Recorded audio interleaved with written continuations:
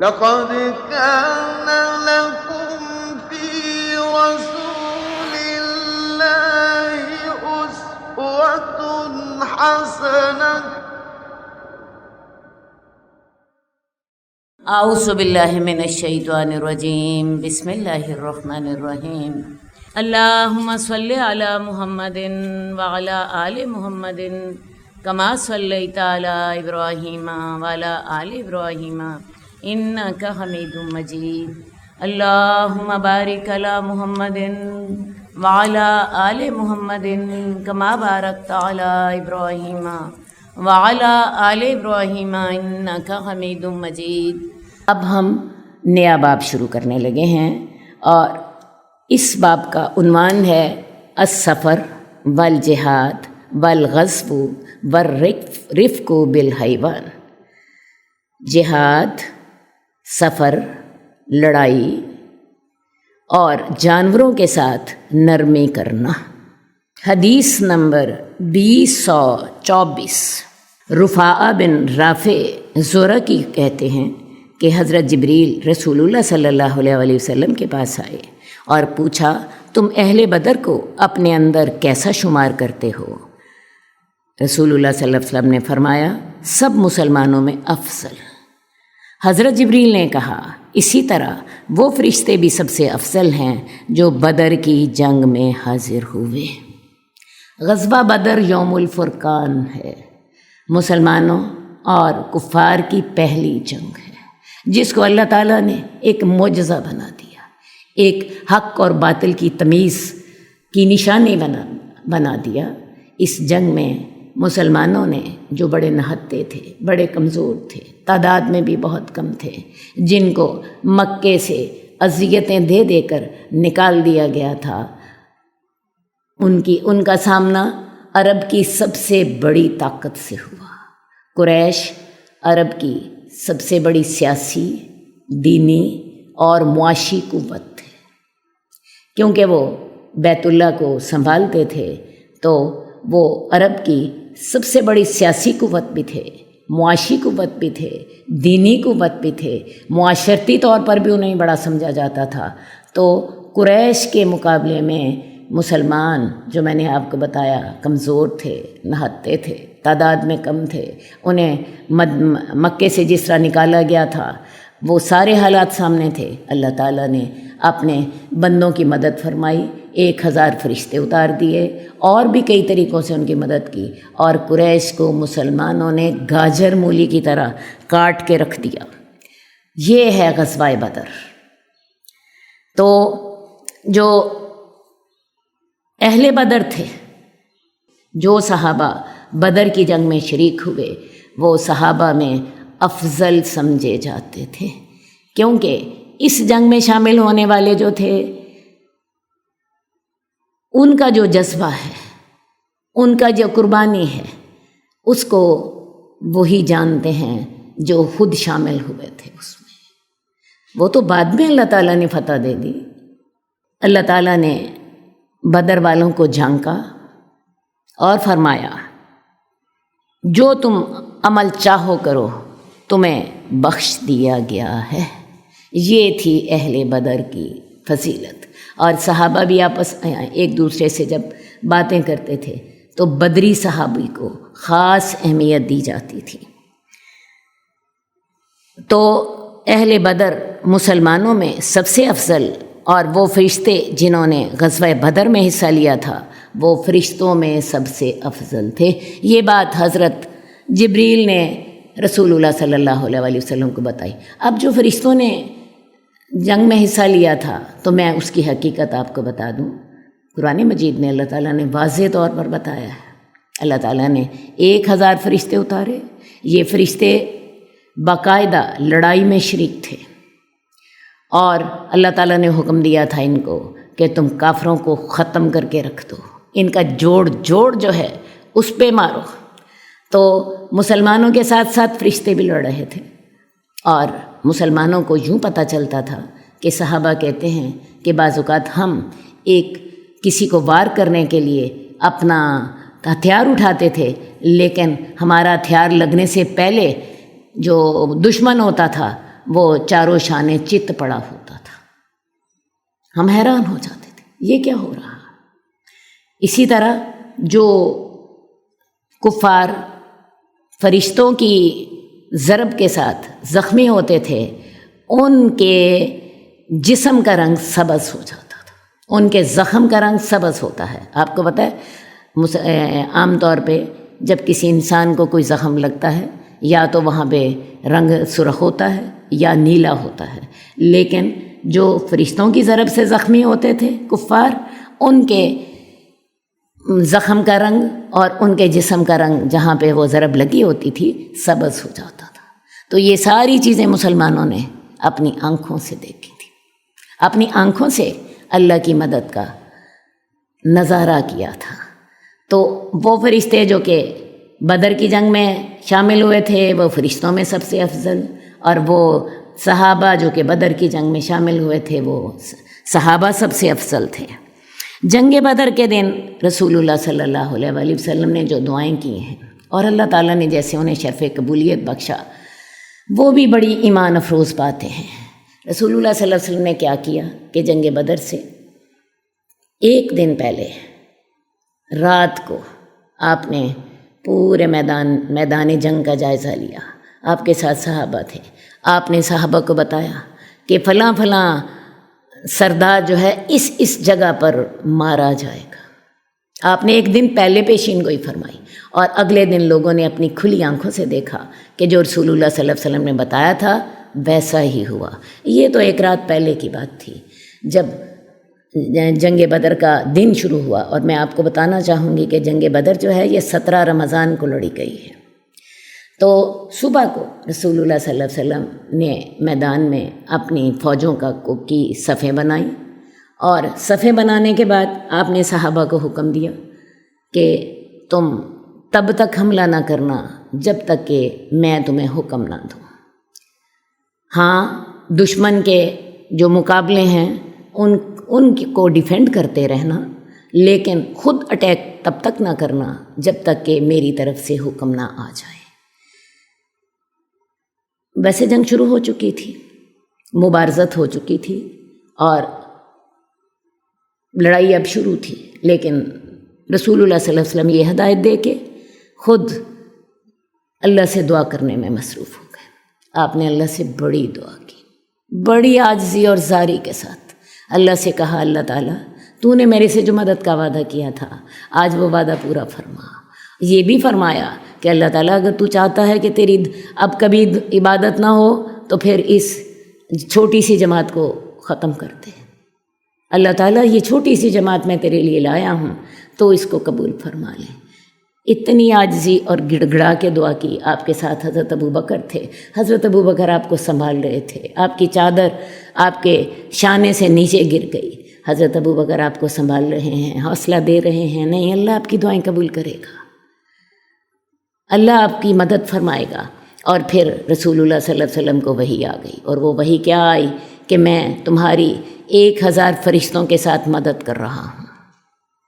رسول اللہ صلی اللہ علیہ وسلم دعا کر کے باہر تشریف لائے۔ اس وقت یہ آیات اتر چکی تھیں، انی ممدکم بآلاف من الملائکۃ مردفین، کہ میں 1000 فرشتوں کے ساتھ جو یکے بعد دیگرے اتر رہے ہیں ان کے ساتھ میں تمہاری مدد کروں گا۔ رسول اللہ صلی اللہ علیہ وآلہ وسلم جو تھے صحابہ کو یہ خوشخبری بھی دے رہے تھے، اور ساتھ ہی آپ نے انہیں حملہ کرنے کا حکم دیا۔ کافر اب تک چونکہ حملے میں پہل کر چکے تھے، وہ تھک چکے تھے، مسلمانوں نے ابھی اپنی جو ہمتیں تھیں وہ باقی رکھی ہوئی تھیں۔ تو رسول اللہ صلی اللہ علیہ وسلم نے جب یہ حکم دیا تو مسلمانوں نے کافروں پر حملہ کیا، اور فرشتے بھی ساتھ تھے، کفار جو تھے ان کے پاؤں اکھڑ گئے، اور اللہ تعالیٰ نے واضح فتح عطا فرما دی۔ اللہ تعالیٰ نے جو وعدہ کیا تھا مدد کا، اللہ تعالیٰ نے اسے پورا فرمایا۔ جنگ بدر کا ذکر سورہ انفال میں ہے، سورہ انفال کا بھی آپ پڑھیے، بڑی ایمان افروز۔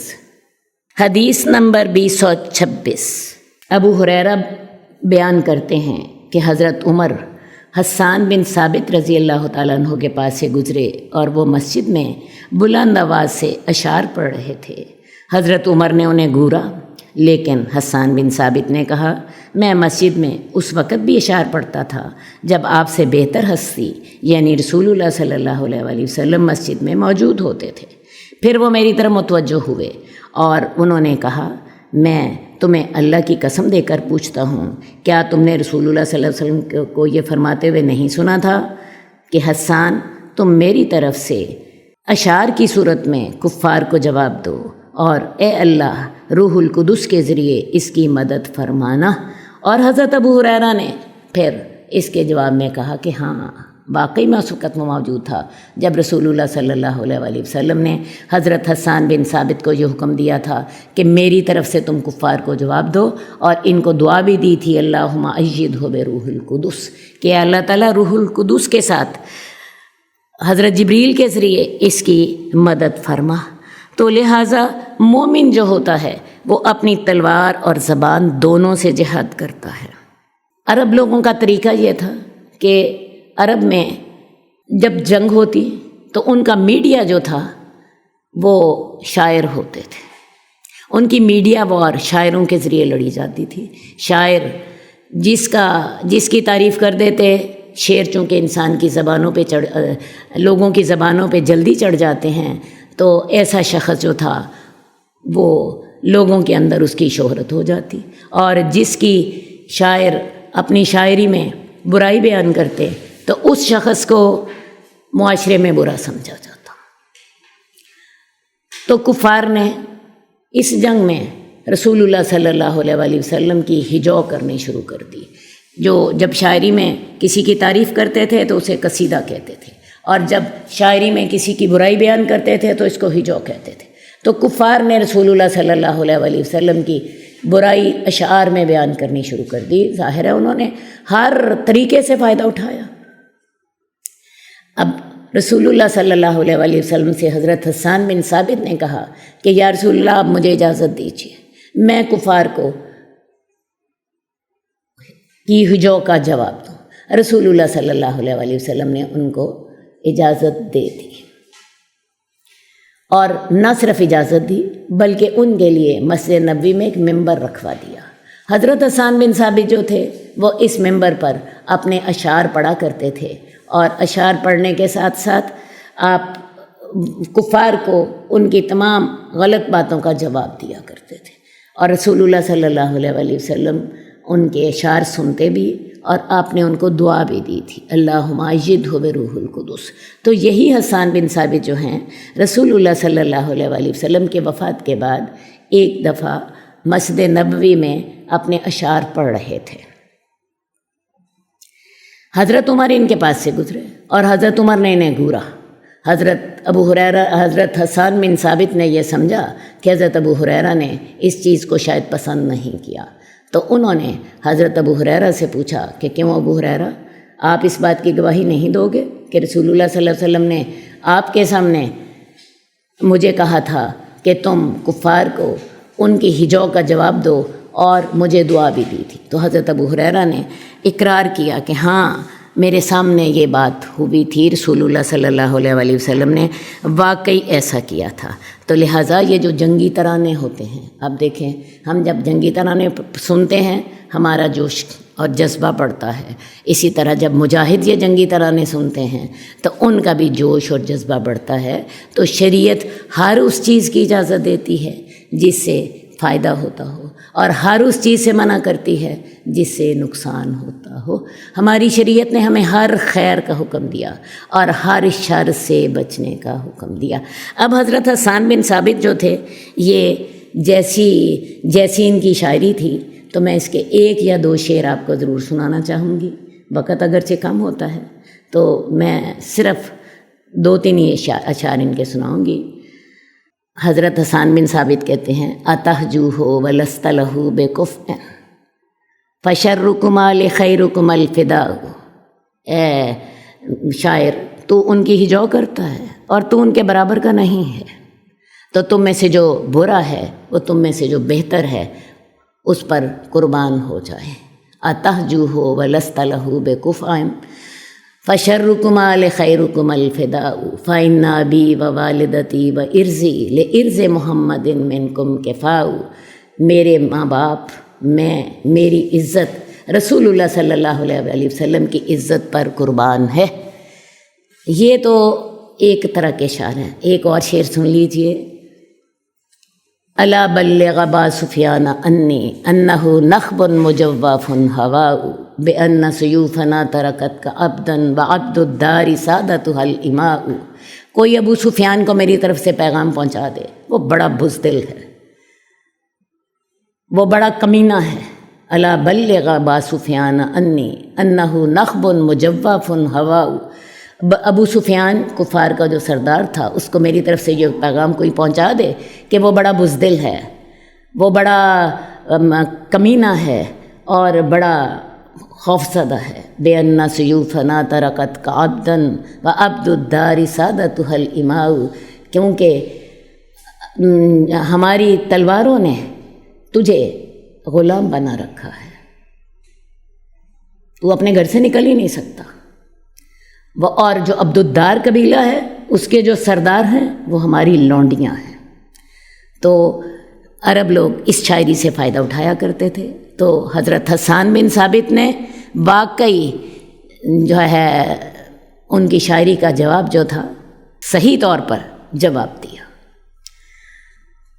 حدیث نمبر 2027، ام کبشہ جن کا تعلق قزاعہ قبیلے سے تھا، انہوں نے رسول اللہ صلی اللہ علیہ وآلہ وسلم سے جہاد کرنے کی اجازت طلب کی۔ آپ نے فرمایا میں تمہیں اجازت نہیں دیتا۔ انہوں نے کہا اے اللہ کے رسول، میں زخمیوں کی تیمارداری کروں گی اور مریضوں کی دیکھ بھال کروں گی۔ رسول اللہ صلی اللہ علیہ وسلم نے فرمایا تم رہنے دو، کہیں لوگ یہ نہ کہیں کہ محمد عورتوں کو جہاد پر لے جاتے ہیں۔ حدیث بڑی صاف ہے۔ ام کبشہ جو ہیں بنو قزاع قبیلے سے، انہوں نے رسول اللہ صلی اللہ علیہ وسلم سے جہاد پر جانے کی اجازت مانگی، اور ساتھ ہی انہوں نے کہا کہ میں زخمیوں کی مرہم پٹی کروں گی، مریضوں کی دیکھ بھال کروں گی، تو آپ نے انہیں اجازت نہیں دی۔ یہ تو ایک معاملہ ہے، لیکن احادیثی میں ہم دیکھتے ہیں کہ غزوہ احد میں حضرت عائشہ اور حضرت ام سلیم زخمیوں کو پانی پلا رہی تھیں۔ اسی طرح حضرت فاطمہ نے غزوہ احد میں رسول اللہ صلی اللہ علیہ وآلہ وسلم کا جو زخم تھا اس کی مرہم پٹی کی تھی۔ وہ رسول اللہ صلی اللہ علیہ وسلم کے ساتھ تھیں۔ حضرت علی پانی ڈال رہے تھے اور حضرت فاطمہ ان کا زخم دھو رہی تھیں۔ آپ کے زخم سے خون نہیں رکتا تھا، تو حضرت فاطمہ نے پھر ایک چٹائی جلائی تھی اور اس کی راکھ آپ کے زخم پر لگائی تھی۔ تو یہ واقعات بھی ہمیں ملتے ہیں۔ تو اصل بات یہ ہے کہ رسول اللہ صلی اللہ علیہ وآلہ وسلم نے آغاز میں تو خواتین کو جانے کی اجازت دے دی حالات کے مطابق، اور وہ اپنے بھائیوں اور بیٹوں کے ساتھ ہوتی تھیں۔ رسول اللہ صلی اللہ علیہ وسلم اپنے رسول اللہ صلی اللہ علیہ وسلم کے ساتھ حضرت فاطمہ یعنی اپنے والد کے ساتھ تھیں۔ تو یہ واقعات ہمیں حدیث میں ملتے ہیں، لیکن بعد میں آپ نے منع فرما دیا۔ اصل بات یہ ہے عورت کا جو جہاد ہے وہ حج ہے، یہ بھی حدیث کے الفاظ ہیں۔ عورت کا جہاد حج ہے، اور عورتوں کا اصل محاذ جو ہے وہ محاذ جنگ نہیں ہے، محاذ جنگ مردوں کے لیے ہے۔ محاذ جنگ عورت کا جو محاذ ہے گھر کا محاذ ہے۔ گھر کے محاذ میں انہوں نے کیا کرنا ہے؟ اپنے خامند کو مطمئن رکھیں، اپنی اولاد کی بہترین تربیت کریں۔ ان کا یہ محاذ بہت اہم ہے۔ اگر انہوں نے نسل انسانی کی اچھی تربیت کر دی، معاشرے کو صالح افراد مہیا کر دیے، تو ان کا یہ سب سے بڑا کنٹریبیوشن ہے اپنے معاشرے میں۔ آج کل ایک جملہ ہم بڑا عام سنتے ہیں کہ جس معاشرے کی آدھی خواتین جو ہیں وہ گھر بیٹھی ہوئی ہوں، وہ معاشرہ کبھی ترقی نہیں کر سکتا۔ مجھے یہ باتیں سن کے بڑی حیرت ہوتی ہے۔ معاشرے کی ترقی سے مراد کیا 4 پیسے کمانا ہے؟ ایک عورت کسی جوتیوں کی فیکٹری میں جا کے 20,000 روپے مہینے کے کما لاتی ہے، وہ جوتیاں بنا لیتی ہے، تو انسان بنانا تو بہت عظیم کام ہے۔ اس نے وہ جوتیاں تو بنا لیں، 20,000 کما لیے، لیکن اپنی جو کہ اس کا جو اصل سرمایہ تھا، اس کی اولاد، اس کی کمائی، اس کی تربیت سے غفلت کی، اور پھر معاشرے کو مجرم مہیا ہو گئے۔ عورت کی سب سے بڑی کنٹریبیوشن یہی ہے کہ وہ معاشرے کو نیک، صالح، حلال کمانے والے، رب سے ڈرنے والے افراد مہیا کرتے۔ اس سے زیادہ بڑی نیکی اور کوئی نہیں ہے، اور عورت کا جہاد یہی ہے۔ حدیث نمبر 2028، حضرت عبداللہ بن عباس سے روایت ہے کہ رسول اللہ صلی اللہ علیہ وآلہ وسلم نے 3 وصیتیں فرمائیں۔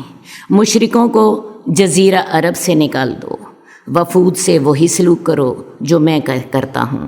اور ابن عباس کہتے ہیں کہ رسول اللہ صلی اللہ علیہ وآلہ وسلم تیسری سے خاموش رہے، یا وہ کہتے ہیں کہ میں اس کو بھول گیا۔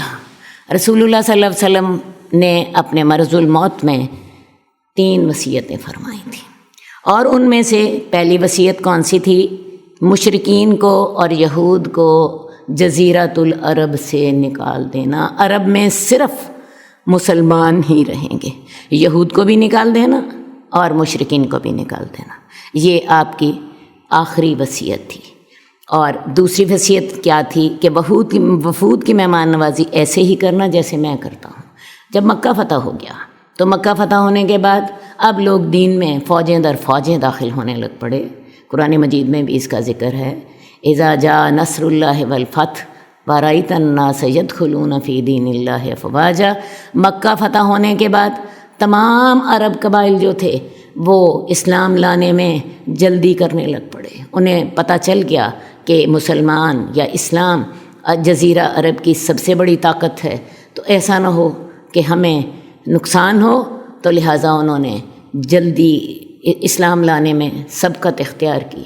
تو اس سال رسول اللہ صلی اللہ علیہ وآلہ وسلم کے پاس 72 سے زیادہ وفد آئے۔ یہ وفد بعض اوقات 4-5 لوگوں پر بھی مشتمل ہوتے تھے، اور بعض اوقات ان کی تعداد 60-70 سے بھی زیادہ ہوتی تھی۔ یہ اپنے قبائل کے نمائندے ہوتے تھے، اور اللہ کے رسول کے پاس یہ آتے، اللہ کے رسول سے بیعت کرتے، آپ سے دین کے احکامات سیکھتے، رسول اللہ صلی اللہ علیہ وسلم ان کو اپنے پاس ٹھہراتے، ان کی بہترین مہمان نوازی کرتے، جاتے وقت ان کو تحفے تحائف سے نوازتے، اور ساتھ ہی ان کو نصیحت فرماتے کہ تم جو کچھ یہاں سے سیکھ کے جا رہے ہو یہ اپنی قوم کو سکھانا، اور انہیں نماز قائم کرنے کا حکم دیتے۔ اس کے علاوہ اور بھی جو ضروری ہدایات تھیں آپ انہیں دیتے، تو ان کے ساتھ آپ بہترین سلوک فرماتے تاکہ وہ آپ کے نمائندہ کے طور پر اپنی قوم کو آپ کے احکامات پہنچا سکیں۔ تو رسول اللہ صلی اللہ علیہ وسلم کی دوسری نصیحت یہ تھی کہ جیسے میرے پاس وفد آتے تھے میں ان کی بہترین مہمان نوازی کرتا تھا، تو تم نے بھی اسی طرح کر کے ان کی مہمان نوازی کرنی ہے، انہیں دین کی تعلیمات دینی ہے، اور انہیں یہ ہدایت کرنی ہے کہ وہ اپنے لوگوں کو جا کر دین سکھائیں۔ اور تیسری جو نصیحت ہے یہ حضرت عبداللہ بن عباس کہتے ہیں کہ یا تو آپ نے بتائی ہی نہیں تھی یا پھر مجھے بھول گئی۔ تو وہ دوسری حدیثوں میں اس کا ذکر ہے، وہ رسول اللہ صلی اللہ علیہ وسلم نے فرمایا تھا کہ اسامہ بن زید کے لشکر کو روانہ کر دینا۔ اصل بات یہ ہے کہ غزوہ موطا میں زید بن حارثہ کو شہید کر دیا گیا تھا، تو رسول اللہ صلی اللہ علیہ وآلہ وسلم نے ان کے بیٹے اسامہ کو ایک لشکر مہیا کیا تھا، اور اس میں کبار صحابہ بھی شامل تھے، اور اس کو حکم دیا تھا کہ تم اپنے باپ کی شہادت کا بدلہ لو۔ یہ لشکر جو تھا مدینے سے نکل کے باہر ابھی پہنچا تھا کہ رسول اللہ صلی اللہ علیہ وآلہ وسلم کی بیماری کی خبر آ گئی۔ صحابہ کے لیے رسول اللہ صلی اللہ علیہ وسلم کی ذات سے بڑھ کر کوئی کچھ بھی نہ تھا۔ وہ لشکر وہیں ٹھہر گیا، اور وہ اس انتظار میں تھا کہ اللہ کے رسول صحت مند ہوں تو تب ہم جائیں۔ لیکن ہوا کیا کہ رسول اللہ صلی اللہ علیہ وسلم 2 ہفتے بیمار رہ کے اللہ کو پیارے ہو گئے۔ تو آپ نے پھر یہ وصیت کی تھی کہ اس لشکر کو ضرور روانہ کرنا۔ اور پھر حضرت ابو بکر جب خلیفہ بنے ہیں تو حضرت ابو بکر نے پہلا حکم ہی یہی جاری کیا تھا کہ اسامہ بن زید کے لشکر کو روانہ کر دیا جائے۔ حضرت عمر نے اور دوسرے صحابہ نے مخالفت کی، لیکن حضرت ابو بکر جو تھے ان کا ارادہ مضبوط تھا، اور یہ لشکر جو تھا چند دنوں کے بعد فتح حاصل کر کے تو واپس آیا۔ تو یہ تو تھیں آپ کی وہ وصیتیں جو آپ نے سیاسی طور پر فرمائی تھیں، جو آپ کی عام وصیتیں اپنی امت کو تھیں، ان میں تھا نماز نماز نماز، اور خاص طور پہ یہ وصیت، اللہ یہود و نصارہ پہ لعنت کرے، انہوں نے اپنے انبیاء کی قبروں کو سجدہ گاہ بنا لیا تھا۔ تو مسلمانوں، تم ایسا نہیں کرنا، یہ بھی آپ کی آخری وصیتوں میں سے ہے۔ اور پھر آپ کی ایک اور وصیت تھی کہ نماز نماز، اور اپنے غلاموں کے ساتھ تم نے اچھا سلوک کرنا ہے، اپنے غلاموں کے ساتھ تم نے اچھا سلوک کرنا ہے۔ اور رسول اللہ صلی اللہ علیہ وسلم کے سب سے آخری الفاظ کیا تھے؟ آپ کے الفاظ تھے اللہم بالرفیق الاعلی، اللہ تعالیٰ میں تیری رفاقت اب چاہتا ہوں۔ یہ آپ کے آخری الفاظ ہیں۔ حدیث نمبر 2036، ابو سعید خدری رضی اللہ تعالیٰ عنہ سے روایت ہے کہ رسول اللہ صلی اللہ علیہ وسلم نے فرمایا، جب 3 آدمی سفر پر روانہ ہوں تو ان میں سے ایک دوسروں کو امامت کروائے، اور اس کا حقدار وہی ہوگا جسے قرآن مجید زیادہ یاد ہوگا۔ اسلام اجتماعی زندگی کو پسند کرتا ہے، اس لیے اس نے معاشرے کے لیے بہت زیادہ ہدایات دی ہیں۔ 3 لوگ بھی اگر سفر کریں تو انہیں چاہیے کہ اپنے میں سے ایک کو اپنا لیڈر بنا لیں، بجائے اس کے کہ ہر کوئی اپنی منمانی کرے۔ 3 لوگ ہوں، اپنے میں سے ایک کو اپنا ہیڈ بنا لیں اور اس کے مطابق تنظیم کے ساتھ، ایک ڈسپلن کے ساتھ وہ سفر کریں، اور جو نماز بھی باجماعت پڑھیں۔ اب نماز میں بھی آپ کو پتہ ہے ہمیں امام کو فالو کرنا ہوتا ہے، ہمیں اس کی پیروی کرنی ہوتی ہے، اور رسول اللہ صلی اللہ علیہ وسلم نے امام کے بارے میں فرمایا کہ اگر 2 آدمی بھی ہوں تو وہ بھی جماعت سے نماز پڑھیں۔ 2 آدمی اگر جماعت سے نماز پڑھیں گے تو امام بائیں طرف ہوگا اور مقتدی دائیں طرف ہوگا، اور اگر وہ 3 ہو جائیں گے تو امام آگے ہو جائے گا اور وہ 2 لوگ پیچھے اپنی جماعت بنا لیں گے۔ اور امام بنانے کے لیے حقدار وہ ہوگا جو قرآن کا زیادہ عالم ہوگا، جو قرآن کا زیادہ عالم ہوگا۔ یہ بات یاد رکھیے، ہمارے ہاں عام طور پہ قرآن کے حفظ پر زور دیا جاتا ہے۔ قرآن، یہ بھی قرآن کا علم ہی کا ایک حصہ ہے، لیکن عرب لوگوں کے بارے میں یہ بات آپ کے ذہن میں رہنی چاہیے کہ عربوں کی مادری زبان عربی تھی، لہٰذا جب وہ قرآن کو حفظ کرتے تھے تو وہ قرآن کا علم بھی رکھتے تھے، وہ یہ جانتے ہوتے تھے کہ قرآن ہمیں کیا احکامات دے رہا ہے۔ ہمارے ہاں کیا ہوتا ہے، ایک شخص حافظ ہوتا ہے، لیکن چونکہ ہماری مادری زبان عربی نہیں ہوتی، ہمیں علم ہی نہیں ہوتا کہ قرآن مجید ہمیں کیا احکامات دے رہا ہے اور کیا نہیں دے رہا۔ لہٰذا قرآن مجید کے عالم ہونے سے مراد جو قرآن مجید کو زیادہ جانتا ہے، صرف اس کے الفاظ نہیں بلکہ اس کے مفاہیم بھی، اس کا مطلب بھی زیادہ جانتا ہے۔ تو جو امامت وہ شخص کرائے گا جسے قرآن مجید زیادہ یاد ہو۔ جہاں کہیں بھی آپ رہ رہے ہوں، سفر 3 آدمی کریں، اپنا ایک لیڈر بنا لیں، 2 آدمی ہوں، ایک جماعت کرائے اور دوسرا اس کے پیچھے پڑے۔ اسی طرح آپ کسی جگہ پہ بھی، آپ کسی بھی انداز میں رہ رہے ہوں، ہر جگہ ڈسپلن سے رہیں۔ آپ کو پتہ ہے ڈسپلن کے بغیر انسانی زندگی جو ہوتی ہے وہ مشکل ہو جاتی ہے۔ اسلام سب سے زیادہ ڈسپلن پر زور دیتا ہے، نماز ہی ہمیں سب سے زیادہ ڈسپلن سکھاتی ہے۔ تو ایک مسلمان جو ہے اس کو یہ سوچ لینا چاہیے کہ اس کی زندگی جو ہے وہ منمانی نہیں ہوگی، ایک ڈسپلن کے تحت چلے گی۔ حدیث نمبر 2039، معاذ بن انس رضی اللہ تعالیٰ عنہ سے روایت ہے کہ رسول اللہ صلی اللہ علیہ وسلم نے فرمایا، ان جانوروں پر سوار ہو اس حال میں کہ یہ صحت مند ہوں، اور ان کو صحت اور سالمیت کی حالت میں ہی چھوڑ دیا کرو، اور ان کو اپنی کرسیاں نہ بنا لو۔ جانور بھی انسانوں کی طرح زیرو ہوتے ہیں، انہیں تکلیف بھی ہوتی ہے اور وہ تھک بھی جاتے ہیں، تو لہٰذا جانوروں کو جب تم ان کو اپنی سواریاں بناتے ہو، اور رسول اللہ صلی اللہ علیہ وسلم کے دور میں جانوروں پر ہی سواری کی جاتی تھی، گھوڑوں پر بھی سواری کی جاتی تھی، گھوڑے تیز رفتار ہوتے تھے، ان سے جنگ میں بھی گھوڑوں کو استعمال کیا جاتا تھا، اور اونٹوں پر بھی سواری ہوتی تھی، بعض اوقات گدھے اور خچر پر ہی سواری کر لی جاتی۔ تو اسلام نے ان کے حقوق کا بہت زیادہ خیال رکھا ہے۔ آپ نے فرمایا ان جانوروں پر اس حال میں سوار ہو کہ یہ صحت مند ہوں، اور اگر بیمار ہوں تو پھر ان پر سوار نہ ہو، اور ان کو صحت اور سالمیت کی حالت میں ہی چھوڑ دیا کرو۔ ایسا نہ ہو کہ تم نے ان سے اتنا کام لیا کہ وہ بیمار ہو جائیں۔ اور ان کو کرسیاں نہ بناؤ۔ کرسیاں بنانے سے کیا مراد ہے؟ ان کے اوپر بلا وجہ ہی بیٹھے نہ رہو کہ وہ تھک جائیں۔ ہاں، جب تک تمہیں ان سے ضرورت ہے ان کو استعمال کرو، اور جب تمہارا سفر ختم ہو گیا تو ان کے اوپر نہ بیٹھو، ان سے اترو، ان کو بھی آرام کرنے کا موقع دو، ان کے کھانے پلانے اور ان کے چارے کا خیال رکھو، ان کی جو دوسری احتیاط جو ہے ان کی صحت کا خیال رکھو۔ حدیث میں جانوروں کے بارے میں بہت سی ہدایات آتی ہیں۔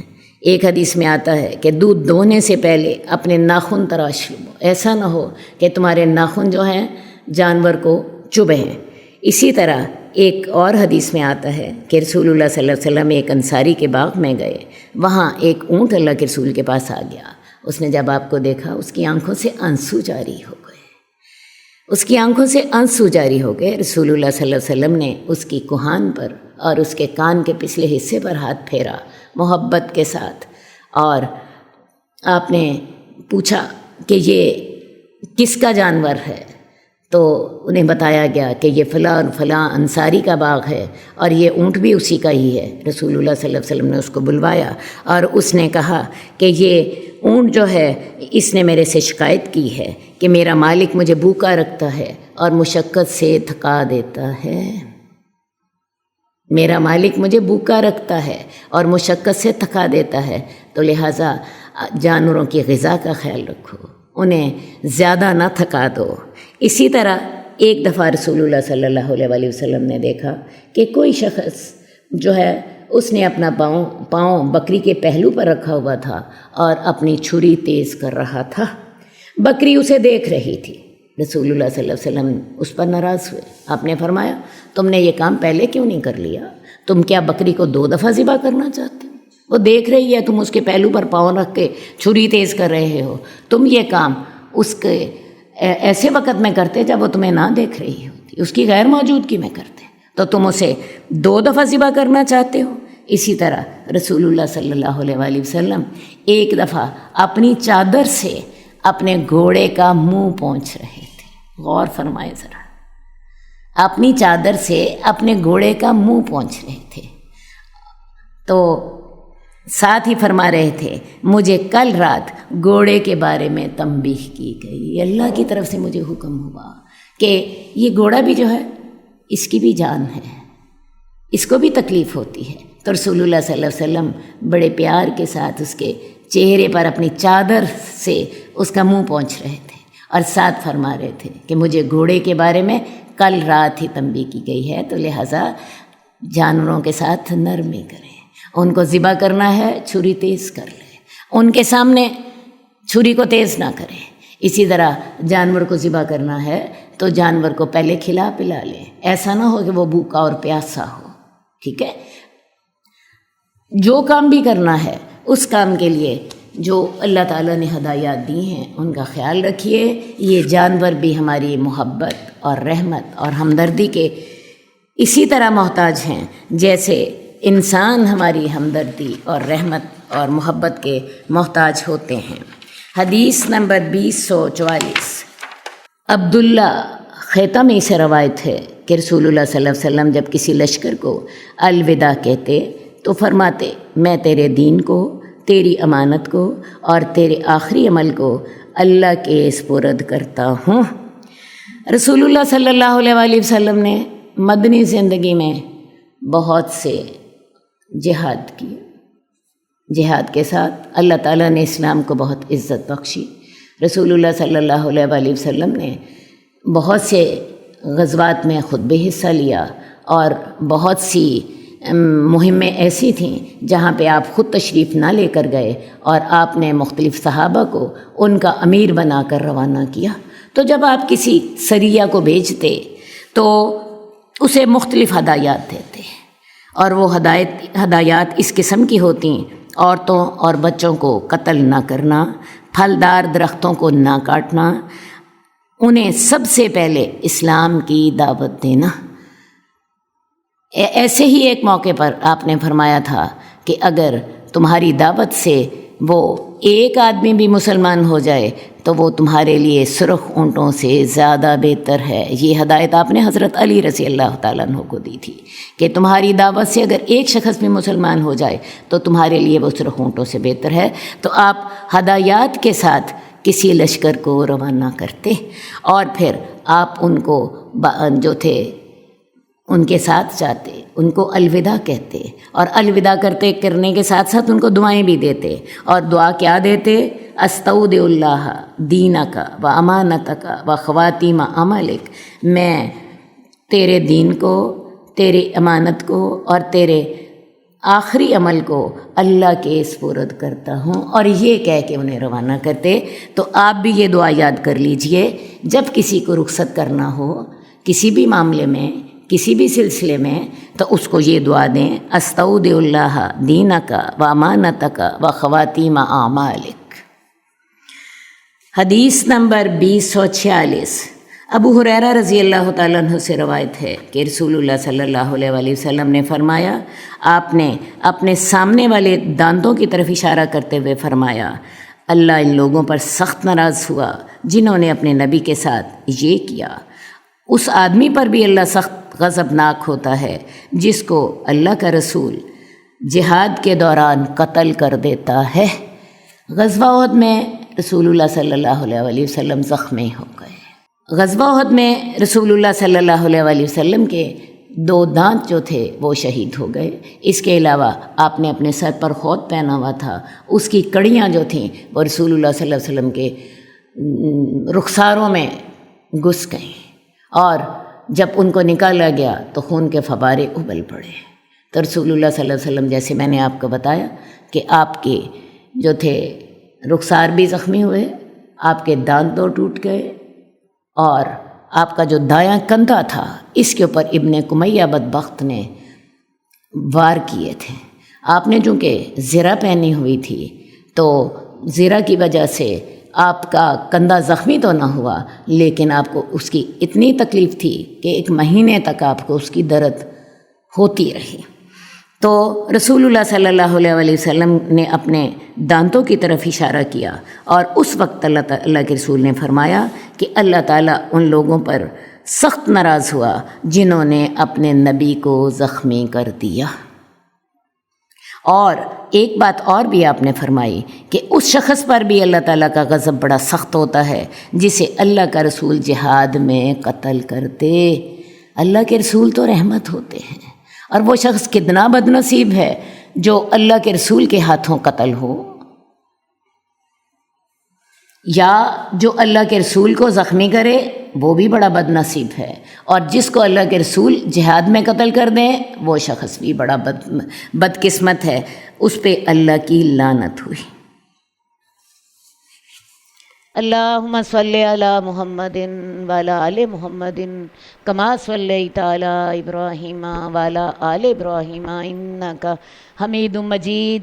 اللہم بارک علی محمد وعلی آل محمد کما بارکت علی ابراہیم وعلی آل ابراہیم انک حمید مجید۔ مولاي صل وسلم دائما